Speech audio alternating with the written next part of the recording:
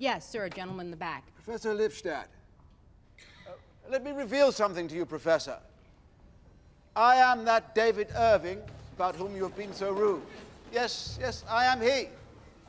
And it puzzles me that you think yourself qualified to attack me, given that I have 30 years' experience in the archives. During the trial, sometimes as a joke, you sometimes have a dinner party. Who would you want to play you in your story? So sometimes it would be sitting around if we didn't have to prepare for the next day in court or whatever it was. Who do you want to play you? We'd joke about it. It was just simply sort of, fantasy. But then it became very real, but it became real slowly. Lots of books get optioned and never get made into movies. Lots of screenplays get written and never get made into movies. So each step, they say, okay, we're a step closer, we're a step closer, we're a step closer. And then it happened, and it happened with such a wonderful production team and such a wonderful cast of actors. It's really high quality, of the highest quality. I couldn't have asked for better. I know her work. I know what a magnificent actress she is.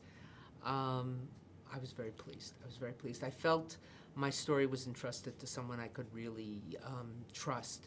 What I didn't know at that point, but what I learned from her, is she's the child of two refugees.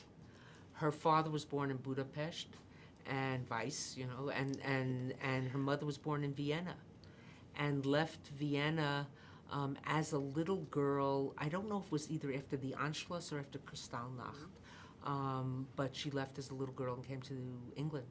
So her parents' lives were disrupted by this event. Over here in America, if you're accused of defaming someone, then it's up to them to prove that what you said is untrue. In the UK, the reverse is true. Wait, I have to prove what I said was true? Correct. Yes, but I'm the innocent party. A man accuses you of something and it's your job to prove he's wrong? It's against natural justice. In the U.S., there's a presumption of innocence. Yeah, not in the UK. She's a professional's professional. No matter what she does, she puts her heart and soul into it, and she brings with it well springs of talent. But I think there was something here that added to that, a level of meaning, a level of something she could relate to in a personal way that made this even more meaningful to her. One point when we were filming in Auschwitz, she said to me, in a certain scene, she said, I wasn't acting there. We don't believe you should testify. Why? Because you don't trust me? No, not at all. You think I'm gonna get emotional? Well, after today... Richard, we were at Auschwitz.